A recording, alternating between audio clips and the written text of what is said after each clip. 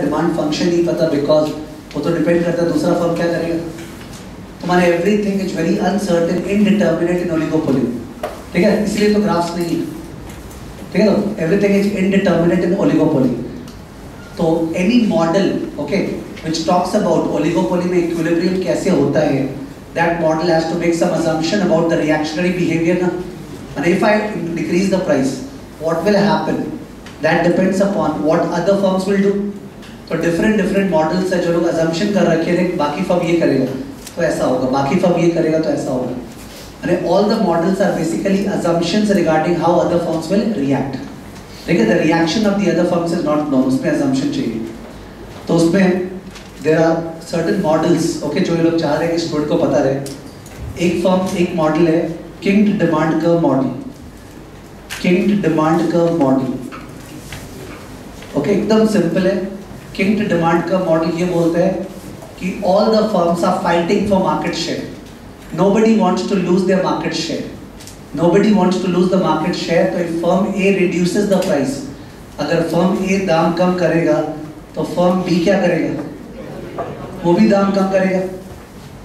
Firm A दाम कम करेगा तो फर्म B भी दाम कम करेगा। तो फर्म A का क्वांटिटी बहुत ज़्यादा बढ़ेगा कि शायद जरा सा बढ़ेगा, जरा सा बढ़ेगा, माने ED लो। अगर फर्म A दाम कम करता है सोच के चल ज़्यादा बेच पाएंगे, नहीं बेच पाएगा, बिकॉज फर्म BC भी दाम कम कर देगा। तो quantity will rise only slightly, तो ऑन द होल तो अगले को नुकसान हो जाएगा। देखो प्राइस इतना कम किया है, क्वांटिटी जरा सा बढ़ा, तो अभी तो किए थे अपने, total revenue will what fall. तो क्या इसको दाम कम करना चाहिए, नहीं करना चाहिए। दूसरा केस, अगर फर्म A दाम बढ़ाएगा तो फर्म B क्या करेगा, कुछ नहीं, बोलेगा तो बड़ा अच्छा ही कंज्यूमर मेरे पास आएगा। अगर फर्म A दाम बढ़ाएगा तो फर्म B कुछ नहीं करेगा, तो फर्म B कुछ नहीं करेगा तो फर्म A का डिमांड जरा सा गिरेगा कि जोर का गिरेगा, जोर का गिरेगा। ED high. तो would you advise firm A to raise the price? No. Would you advise firm A to reduce the price? No. Just keep the current price. Price becomes sticky at the current level. Price becomes sticky at the current level. Okay. Price becomes sticky at the current level. Okay. And the demand curve. तुम लोग का बार तुम लोग अब correct ही बोलते हैं कि जो इलास्टिक डिमांड का होता है ना वो क्या होता है, फ्लैट की स्टीप, फ्लैट। इलास्टिक होता है फ्लैट और इन इलास्टिक क्या होता है, स्टीप। तो अभी हमने जो लिखी है कॉपी में तुम लोग उसके हिसाब से प्राइस क्या करने से इलास्टिसिटी हाई है, बढ़ाने से। इसका मतलब right now the price is इतना, क्वांटिटी इज इतना, ओके, इस पॉइंट पे खड़े हो, राइट। अब प्राइस बढ़ाएंगे तो हम लिखा है elasticity is what, high, elasticity is high. Price बढ़ाएंगे डिमांड गिरेगा धीरे से कि जोर से, तो in that case the demand curve would be very flat ना, फ्लैट होगा, ओके, फ्लैट। हम ऐसे नहीं बनाया, I made it this way, मैंने क्वांटिटी जोर से गिर रही। जबकि प्राइस अगर कम करेंगे तो डिमांड बहुत ज्यादा बढ़ेगा कि जरा सा बढ़ेगा, तो the demand curve would be what, steep. ये डिमांड कर्व हो गया। You shouldn't be surprised, एक बार फ्लैट बनाया, एक बार स्टीप बनाया। तो यहाँ स्टीप क्यों बनाया, because ED is what, low, और यहाँ फ्लैट क्यों बनेगा, because ED is what, high, ठीक है। Because of the difference in elasticities the demand curve forms a bent or kink at the current price, ठीक है। करंट प्राइस से गिराते हैं तो डिमांड बढ़ रहा नहीं है, जरा सा बढ़ रहा है तो स्टीप, और करंट प्राइस से दाम बढ़ाते हैं तो डिमांड जोर का गिर रहा है, इट्स व्हाट, फ्लैट, ठीक है। तो price becomes sticky at this level,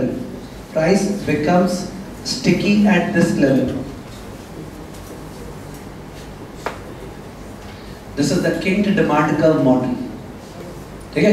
ये सब मॉडल्स क्या क्या बता रहे हैं, ये लोग बता रहे हैं कि ओलिगोपोली फर्म्स कैसे बिहेव करते हैं।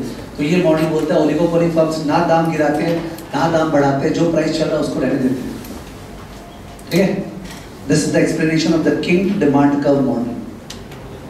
किंग्ड डिमांड कर्व मॉडल बहुत तरह से टेस्ट हो सकता है। एकदम सिंपल क्वेश्चन आ सकता है कि if the price of one firm falls what will other firms do, they will also reduce the price. उसका मार्क्स है if one firm raises the price what will other firms do, nothing, ठीक है। तो okay, so that was the kinked demand curve model.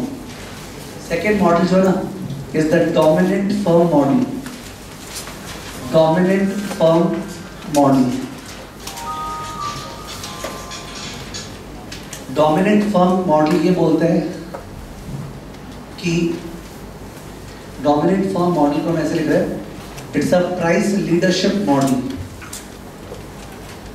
Price leadership model.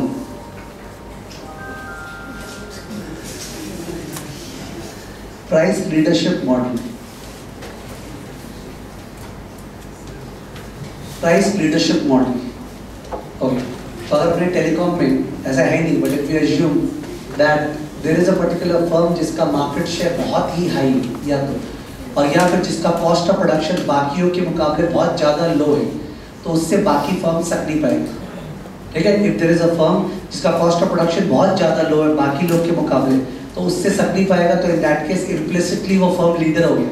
Implicitly it's understood okay कि SBI is the leader among PSU banks. ठीक है, तो announce करने का जरूरत नहीं है. तो इन दैट केस अगर वो लीडर हो गया, तो that leader will set the price on the basis of MR equal to MC. तो लीडर बोलेगा पहले हमको सेट कर लेने दो MR इक्वल टू MC हमारे फायदे के अनुसार, and others will what follow. Others have to follow, because if they fight with that leader, they can't, because it's a dominant firm. It is a low cost or it is has a huge market share. So that's the dominant firm model. तो बोलने में कितना easily complete हो रहा है ना, आपको diagram करना ही नहीं पड़ रहा. Price leadership model मतलब one firm will be the leader. It will set the price on the basis of MR equal to MC, and other firms will follow. ठीक है? What is it that the firm has so that others are following it? Either low cost or what? Huge market share. ठीक है, तो price leadership model क्या हो गया? One firm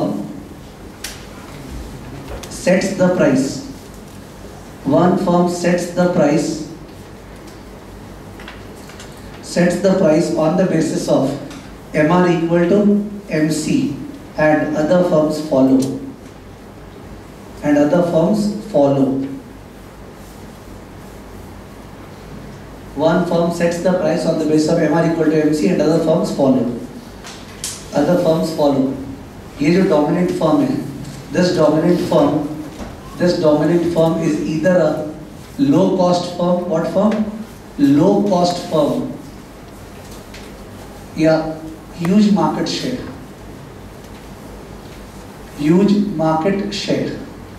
या तो low cost firm या huge market share वाला firm है. ठीक है, low cost firm, huge market share. That's the price leadership model. Anything getting completed fast, you should feel happy. ये जब मेला नहीं चले यार, समझ में आता जा रहा है.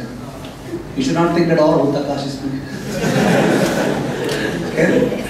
तो what is the first वाला कौन सा था? King demand का मॉडल, और सेकंड वाला क्या था? Dominant firm model. थर्ड वाला मॉडल है collusion.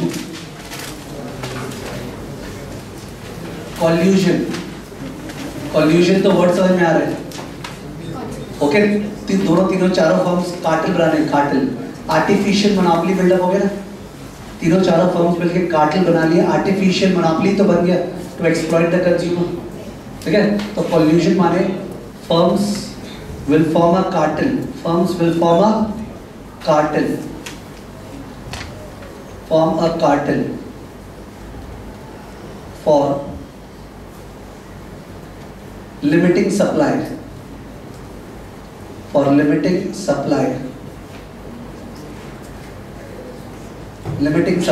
and thereby increasing price. तो अपने 3-4 जो भी फर्म्स है वो अग्रीमेंट कर लिए कि तुम इतना प्रोड्यूस करेगा, हम इतना, तुम इतना, हम इतना, बिकॉज इससे दाम ज़्यादा रहेगा, सबका प्रॉफिट मैक्सिमाइज होगा. इंडिविजुअल प्रॉफिट मैक्सिमाइज नहीं होगा, पर ज्वाइंट प्रॉफिट क्या होगा? मैक्सिमाइज. ठीक है, तो अब वो प्राइस इतना ज़्यादा होगा ना, कि अपने जब घर पे आ जाएंगे बात करके, अग्रीमेंट मीटिंग करके वहाँ पे अपने घर पे पहुँचे, तो ये हुआ कि प्राइस 200 रुपये तय हुआ है और कॉस्ट ऑफ प्रोडक्शन 70 है. कितना है? 70 है. तो बेचने का मन ज़्यादा करेगा या कम? ज़्यादा. तो छुप के बेचेंगे. अग्रीमेंट हो गया है कि इतना बनाना है, बेचना है, जिससे प्राइस ज़्यादा हो, बट अल्टीमेटली मन करेगा to cheat on the agreement. There is an incentive to cheat. ठीक है, तो उस केस में they have explained that it is rational for each firm to cheat. Okay, rational for each firm to cheat if it takes all decisions regarding the others. तो उसके लिए फालतू में पता नहीं क्या इंटरेस्टिंग स्टोरी डाल रहे हैं हमारे. There are other factors that they could have spoken about, but there is a LOS given is unavoidable. they explained something called prisoner's dilemma. Prisoner's dilemma, ठीक है, कि two friends, okay, वो लोग गाड़ी से सिग्नल तोड़े, okay, तो एक सार्जेंट उन लोग के पीछे आया, तो जैसे ही पीछे आया वो लोग गाड़ी को पार्क करके दोनों का दोनों बैक सीट पे जंप कर गए। तो अब अल्टीमेटली तो किसी को पता ही नहीं ना कौन गाड़ी चला रहा था, तो he is confused when he comes, okay, so he takes both of them and then he individually interrogates them regarding, तुम बता दे तुम्हारा फ्रेंड चला रहा था कि वगैरह। तो इन दैट केस बोले कि अगर एक पर्सन वो इस तरह का ऑफर दिया हुआ वो लोग, अगर तुम ये बोलता है कि दूसरा चला रहा था, तो in that case you will go spot free and he will be charge 10,000 rupees या प्रेजेंट। और ये बताया जाता है तो उसको बोला कि तुमको फ्री और उसको 10,000 का वो। और अगर तुम लोग दोनों बोलते हैं कोई नहीं किया ऐसा, तो इन दैट केस दोनों को 2,000 का फाइन और मॉडरेट फाइन। तो उस तरह का जब टर्म्स एंड कंडीशंस ऑफर किया जाता है ना, तो if you as a person think that if your friend is saying that you cheated, if your friend is saying that you cheated, it is rational for you, okay, to also say that he cheated, okay? And if your friend is saying that you did not cheat, then also it is rational for you to say that he cheated, because दोनों case में तुम्हारा outcome क्या होगा best. तो धीरे धीरे figures के साथ वो समझाया। बट मैं क्या बोला चाहता हूँ, वो ऐसे फिगर्स पूछता नहीं एग्जाम में, फिगर्स पूछा गया, they are trying to tell you that situation so arises. और कार्टेल बेस्ट है ना, why should be the examples are perhaps to explain this, but I think this is better understood. We have all limited the supply, the price would be higher. Now each of us wants to what? Sell more at the higher price. तो क्या होता है, the cartel टिकता नहीं है, it breaks, ठीक है? तो the cartel breaks up because of cheating by the partners, ठीक है? उसको they have called something called Nash equilibrium. What equilibrium? Nash equilibrium. तो Nash equilibrium, Nash बड़े खराब हो रहे, ठीक है? तो Nash equilibrium is a situation of prisoner's dilemma. Prisoner's dilemma, where each firm in the cartel is having an incentive to cheat on the agreement, okay, and therefore the cartel is not sustainable. Nash equilibrium, Nash equilibrium game theory का part है। यहाँ पे और भी नाम दिए हुए हैं, उनको देख लेते हैं। यहाँ पे पेज नंबर 153 में, पेज 153 में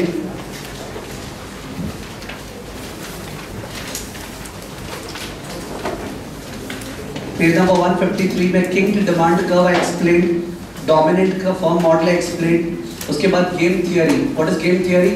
it explains the strategic decision making by firms, कि हाउ डू फर्म्स स्ट्रेटेजाइज, कि क्या करें क्या नहीं करें। तो उसमें एक तो नैश इक्विलिब्रियम हो गया, प्रिजनर्स डिलेमा, नैश इक्विलिब्रियम, ठीक है? उसके अलावा ये लास्ट वाला बहुत इंपॉर्टेंट है, कंटेस्टेबल मार्केट गेम। लास्ट वाला एकदम लास्ट वाला, contestable market game, sequential contestable. उसमें क्या होता है, suppose we are okay 2 or 3 teachers in the CFA industry, ठीक है? तो ओलिगोपोली मार्केट है, 2 or 3 टीचर्स। नाउ उसके बावजूद भी हम लोग को इतना डर है कि कहीं नया टीचर नहीं आ जाए कि जानबूझ के प्राइस क्या चार्ज करते हैं काम, ठीक है? तो अगर ऐसा मार्केट है जहाँ पे फर्म्स लोग ओलिगोपोली मार्केट है, they can charge a higher price, बस वहाँ पे एंट्री इतना ईजी है ना कि जानबूझ के they charge a lower price because they want that others should not enter the industry. तो it becomes an efficient market because of the fear that new entry can take place, okay? Contestable market. तो language क्या लिखा हुआ वहाँ पे? In a market with no barriers to entry, even a small number of firms will still behave like perfect competition out of fear of new entrants. So that's good. We want perfect competition to take place in real life, ना? तो बोला contestable market is a market जहाँ पे there are few firms, but there are no entry barriers. But the few firms are so afraid of somebody else entering the industry that they behave like what? Perfect competition. मतलब they charge a lower price close to the MC. ठीक है? तो that is contestable market. तो क्या है? Once again, आपको word से पता चल रहा है, and I have seen this testable a number of times कि कंटेस्टेबल मार्केट के लोग बहुत पूछते हैं, बिकॉज रियल लाइफ में ये मार्केट होता है कि फ्यू फर्म्स है, फिर भी वो लोग कंज्यूमर को एक्सप्लॉइट नहीं कर रहे because they are really afraid that somebody else may come. Contestable market, ठीक है ना? तो that should be under your control. Contestable Nash equilibrium is under your control, they want to cheat. और repeating game में this is a productive thing.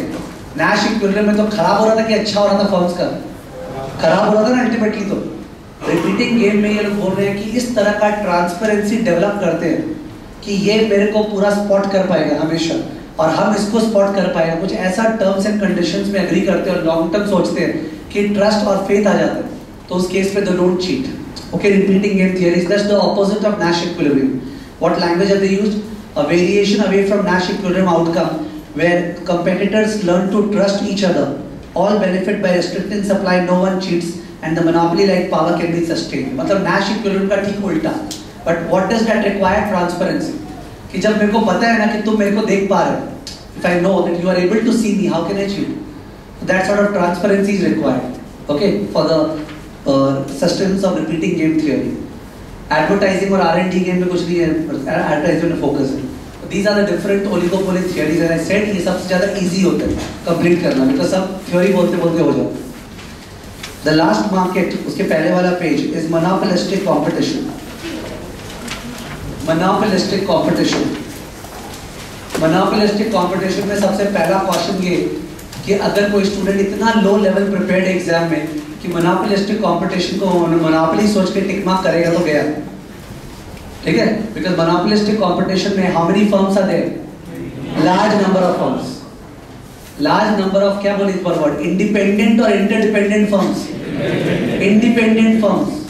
Okay, monopolistic competition, large number of independent firms selling products which are differentiated but close substitutes of each other. Products which are differentiated but close substitutes of each other. The language is so heavy because हर एक technical point आ रहा है. Large number of independent firms. Independent मतलब strategic decision making होगा कि नहीं होगा? नहीं होगा. हमको क्या मतलब बाकी लोग क्या करें? Because किसको किसको देखेंगे? There is no strategic decision making. Large number of independent firms selling what product? Differentiated products which are close substitutes of each other. मतलब ED high. ED is what? High. अगर हम दाम बढ़ाएगा तो लोग छोड़ के दूसरे पे चल जाएंगे. ED high with huge focus on advertisement. That's the speciality. Monopolistic market मतलब huge focus on advertisement. I got to at least create the impression of superior product.